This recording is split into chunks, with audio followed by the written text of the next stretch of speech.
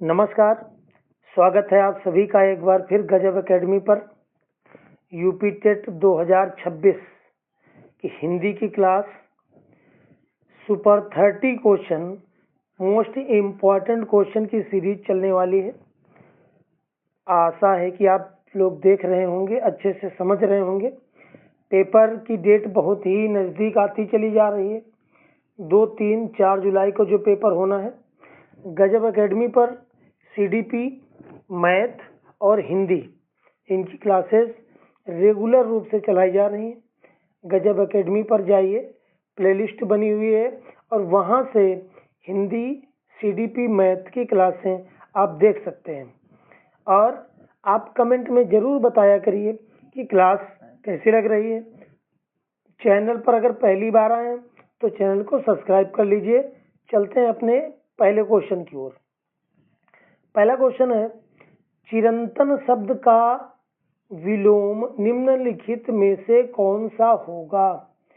तो चिरंतन शब्द का जो विलोम होगा वो क्या होता है? चिरंतन शब्द का विलोम होता है नश्वर। चिरंतन शब्द का विलोम क्या होगा? नश्वर होगा। नेक्स्ट क्वेश्चन नंबर सेकंड है, निम्नलिखित युग्मों में से कौन सा गलत है? रास्ता नापना, आकलन करना, क्या इसका मतलब ये होता है? रग रग जानना, क्या है? रग रग जानना, अच्छी तरह से परिचित होना, तो सही है। लोहा लेना, सामना करना, सही है। शैतान के कान काटना, बहुत चतुर होना, ये भी सही है। गलत कौन सा है? रास्ता नापना का मतलब आकलन करना नहीं होता है। रास्ता नापना का मतलब होता है चले जाना, चले जाना। तो इसका सब सही आंसर हो जाएगा चले जाना। तो ये गलत था। ऑप्शन नंबर ये जो है ये गलत था। उसके बाद क्वेश्चन नंबर थर्ड, कौन सा जोड़ा गलत है ये हमको बताना है। आंख का अंधा नाम नयन सुख, नाम के प्रतिकूल कार्य करना, तो सही है। अक्ल बढ़िया भैंस, बल की अपेक्षा बुद्धि शक्तिशाली होती है, सही बात है। उल्टा चोर कोतवाल को डांटे, मतलब अपना दोष ना मानकर दूसरे पर दोष मढ़ना, ये भी सही है। तो इसके बाद लास्ट क्या है? आ बैल मुझे मार, आ बैल मुझे मार, इसका मतलब क्या है? बैल को मारना, ये गलत है। आ बैल मुझे मार यानी मुसीबत मोल लेना, क्या बनेगा? मुसीबत मोल लेना, ये बनेगा। तो ये वाला डी वाला ऑप्शन गलत था। इसके बाद क्वेश्चन नंबर 4 की ओर बढ़ेंगे हम सब। क्वेश्चन नंबर 4 कह रहा है, उड्डयन के संधि विच्छेद का सही विकल्प चुनिए। उड्डयन, तो उड्डयन क्या बनेगा? उत प्लस डयन, उत प्लस डयन बनेगा। ऑप्शन सी वाला सही हो जाएगा। कौन सी संधि है? ये व्यंजन संधि का एग्जाम्पल है। उत प्लस डयन, उड्डयन, ये व्यंजन संधि का उदाहरण है। उसके बाद क्वेश्चन नंबर 5, निम्नलिखित में से शुद्ध वर्तनी वाले शब्द का चयन कीजिए। शुद्ध वर्तनी वाले शब्द का चयन कीजिए। दृष्टा, रचयिता, सुषुप्त, सृष्टा। तो इसका शुद्ध वर्तनी वाला शब्द है दृष्टा, ये बिल्कुल शुद्ध हो जाएगा। रचयिता ये नहीं होता, ये होता है रचयिता, ये होता है रचयिता। ये सुषुप्त जो होता है ये होता है सुषुप्त, ये वाला सही होता है। और जो सृष्टा होता है, ये सृष्टा होता है ये सृष्टा, ये होता है। तो ऑप्शन नंबर ए हमारा बिल्कुल राइट हो जाएगा। क्वेश्चन नंबर 6, चौराहा में कौन सा समास है? चौराहा में कौन सा समास है? तो चौराहा में भैया द्विगु समास, द्विगु समास है। यानी द्विगु समास की क्या पहचान है? जिस समास का प्रथम पद कैसा हो? संख्या वाचक हो। जिस समास का प्रथम पद संख्यावाची हो और अंतिम पद क्या हो? संज्ञा हो। अंतिम पद संज्ञा हो, उसे द्विगु समास की श्रेणी में रखते हैं। यानी द्विगु समास ये होता है कि प्रथम पद संख्यावाची हो और अंतिम पद संज्ञा हो, तो वहां पर द्विगु समास होता है। जैसे 9 ग्रहों का समाहार, 9 ग्रहों का समाहार।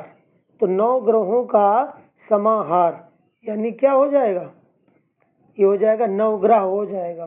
क्या हो जाएगा? 9 ग्रह हो जाएगा। जैसे चौराहा हो गया, 4 राहों का समाहार, 3 भुजाओं का समाहार क्या बनेगा? त्रिभुज बनेगा। 3 भुजाओं का समाहार क्या बनेगा? त्रिभुज बनेगा। तो द्विगु समास हो गया, क्योंकि पहला जो इसका प्रथम पद है वो संख्यावाची है, जो प्रथम पद है वो संख्यावाची है और अंतिम पद संज्ञा है। इसके बाद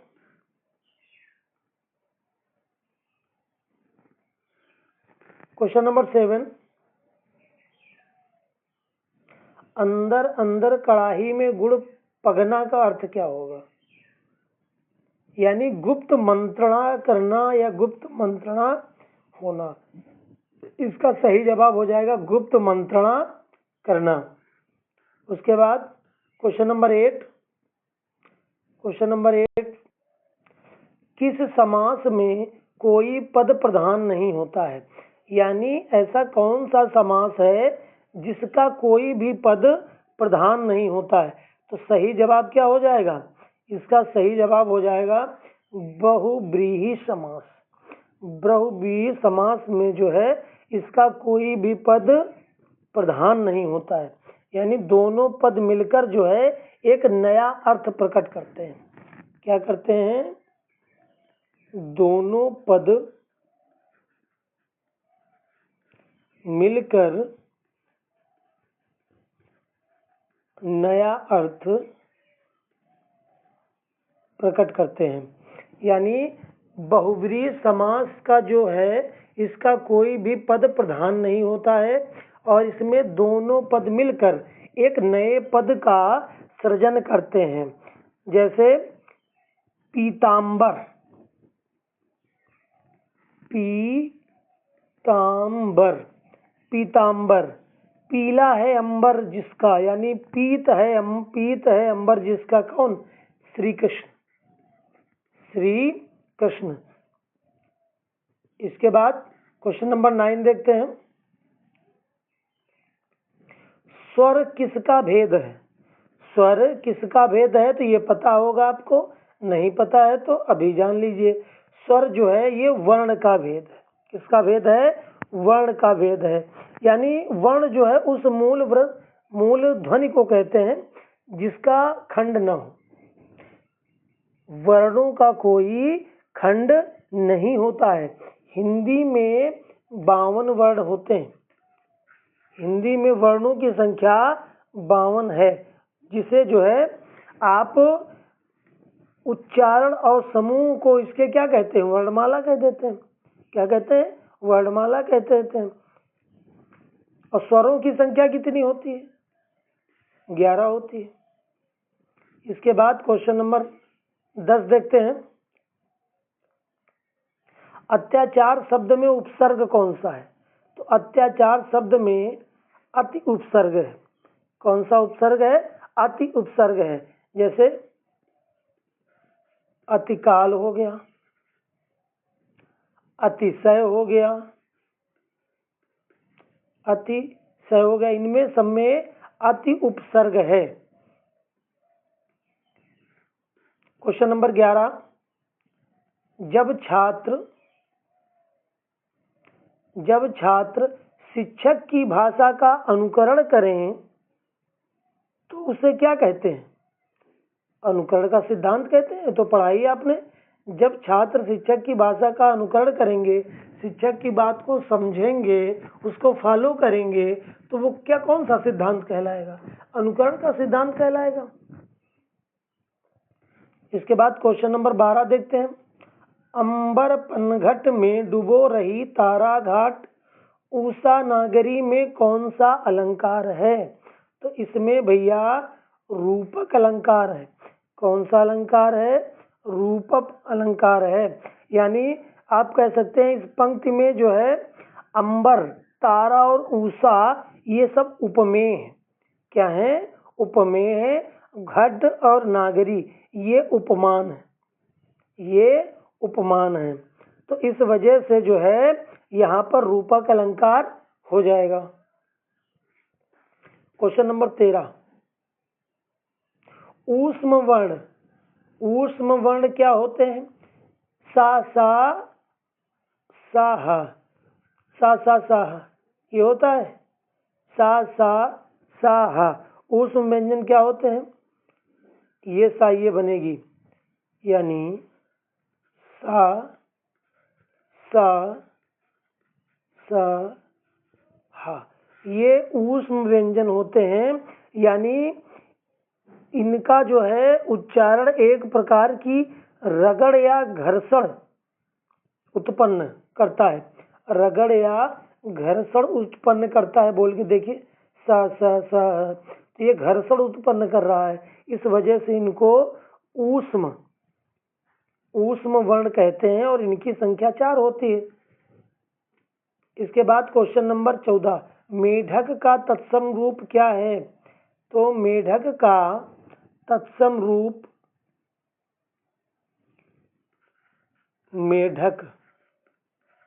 मेढक का तत्सम रूप क्या बनेगा? तो मेढक का तत्सम रूप बनेगा मंडूक। क्या बनेगा? मंडूक। अब जैसे बंदूक है तो ये बंदूक जो है भैया ये अरबी का शब्द है। बंदूक जो है अरबी का शब्द है। जैसे मुद्रक, तो मुद्रक का तत्सम क्या होगा? मूंग, मुद्रक ये होगा। और जैसे लिखा है मुष्टि, तो मुष्टि क्या होगा? मुट्ठी। क्या बनेगा? मुट्ठी बनेगा। इसके बाद क्वेश्चन नंबर 15 देखते हैं। दिग्गज का संधि विच्छेद क्या है? दिग्गज का संधि विच्छेद कर लीजिए, दिक प्लस गज, दिक प्लस गज क्या बन जाएगा? दिग्गज बन जाएगा। ए वाला बिल्कुल सही हो जाएगा। ये व्यंजन संधि हो जाएगी। कौन सी संधि हो जाएगी? व्यंजन संधि हो जाएगी। 16 नंबर देखते हैं। गुप्त का विलोम क्या है? गुप्त का विलोम समझ गए होंगे, प्रकट करना होता है। गुप्त का विलोम क्या होगा? प्रकट करना। क्वेश्चन नंबर 17, प्रीवियस ईयर के सभी क्वेश्चन हैं ये, और ज्यादातर परीक्षाओं में ये क्वेश्चन पूछे गए हैं। आपने अगर पढ़ा होगा तो आपको लग रहे होंगे थोड़े इजी हैं, लेकिन पेपर में क्वेश्चन ऐसे ही मिलेंगे और ऐसे ही क्वेश्चन आते हैं। गांठ का पूरा मुहावरे का अर्थ क्या है? गांठ का पूरा मुहावरे का अर्थ है मालदार। क्या है? मालदार इसका मतलब होता है।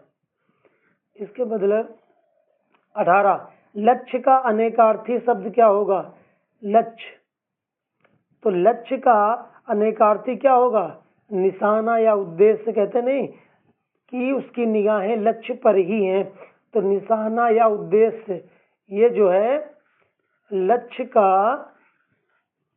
का क्या होगा? अनेकार्थी होगा। इसके बाद क्वेश्चन नंबर 19, सुधा का अनेकार्थी शब्द बताइए। सुधा का अनेकार्थी अमृत हो गया, पानी हो गया, जल हो गया, नीर हो गया। इसके बाद क्वेश्चन नंबर 20, आंख का अंधा नाम नयन सुख। बड़ी अच्छी बात है। आंख का अंधा नाम नयन सुख, लोकोक्ति का अर्थ क्या है भैया? यानी गुण के विरुद्ध नाम का होना। जैसा नाम है वैसे गुण है नहीं, तो आंख का अंधा नाम नयन सुख। क्वेश्चन नंबर 21, पेड़ पौधे हमें क्या नहीं देते हैं? पेड़ पौधे हमें क्या नहीं देते हैं? ऑक्सीजन देते हैं, हरियाली देते हैं और भोजन देते हैं, हमें जल नहीं देते हैं। इसके बाद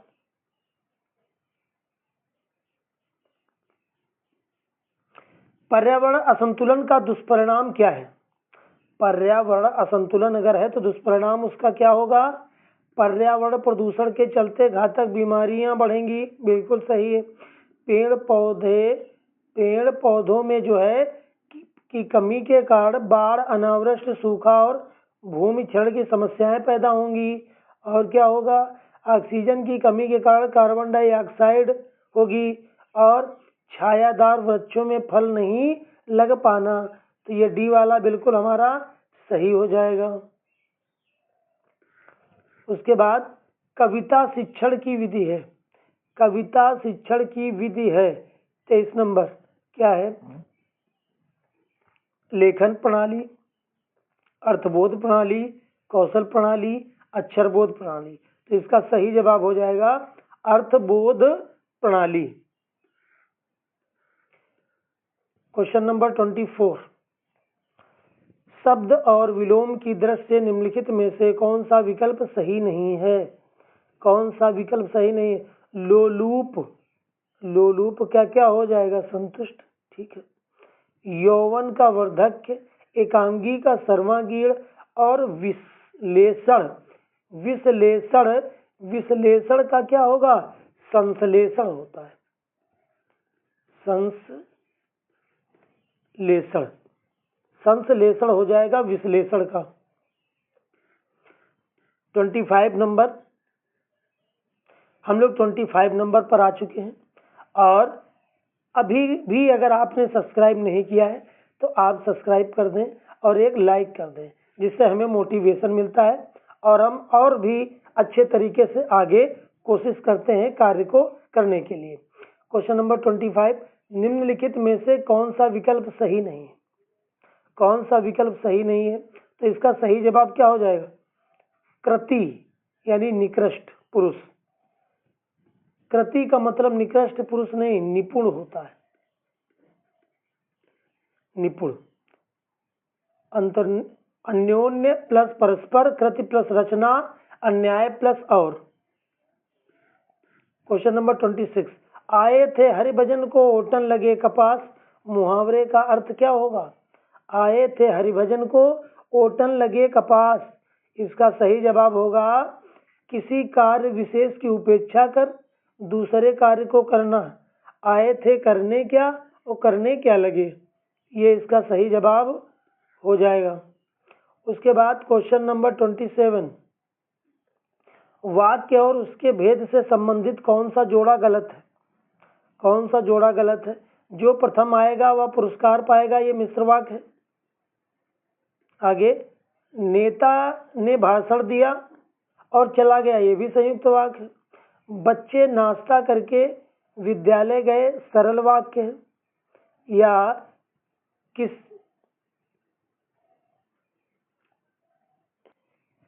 लक्ष्मी गई और सोफिया आ गई, ये भी सरल वाक्य है। तो नहीं, लक्ष्मी गई और सोफिया आ गई, तो भैया ये क्या है? ये मिश्र वाक्य है। कैसा वाक्य है? मिश्र वाक्य है। इसके बाद क्वेश्चन नंबर 28 देखेंगे।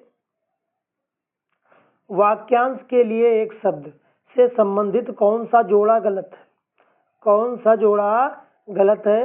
तो जो मनुष्यता से दूर हो, अमानुषिक, जो कम खर्च करने वाला हो, अपव्ययी और जिसका इलाज कठिन हो, दुस्साध्य, जो इतिहास लिखे जाने के युग से पूर्व का हो, प्रागैतिहासिक।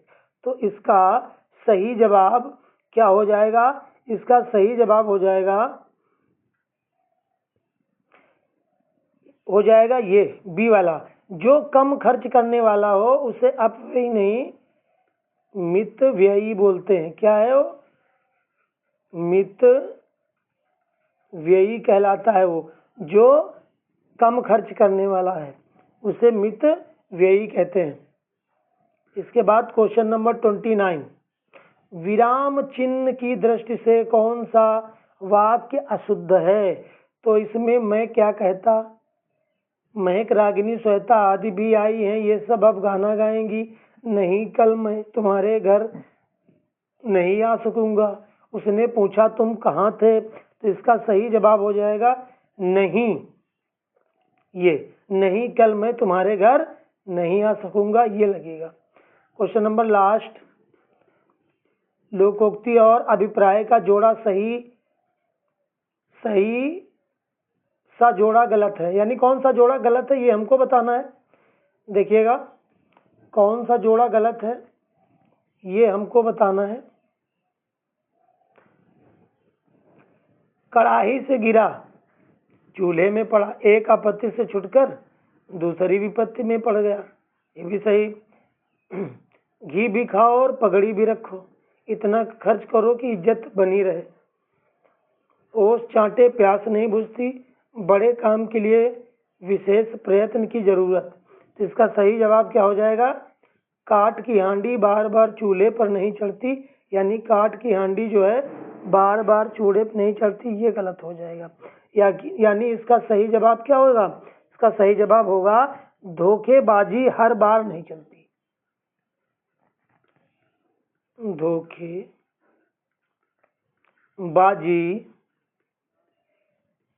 हर बार नहीं चलती। धोखेबाजी जो है हर बार नहीं चलती। तो ये 30 क्वेश्चन थे, लोकोक्तियाँ और ये तत्सम तद्भव के ज़्यादा क्वेश्चन इसमें रखे गए थे ताकि अच्छी प्रैक्टिस हो सके। तो ये क्लास कैसी लगी आप कमेंट में ज़रूर बताइएगा और ज़्यादा से ज़्यादा शेयर करिए। मिलते हैं नेक्स्ट वीडियो में, तब तक के लिए नमस्कार।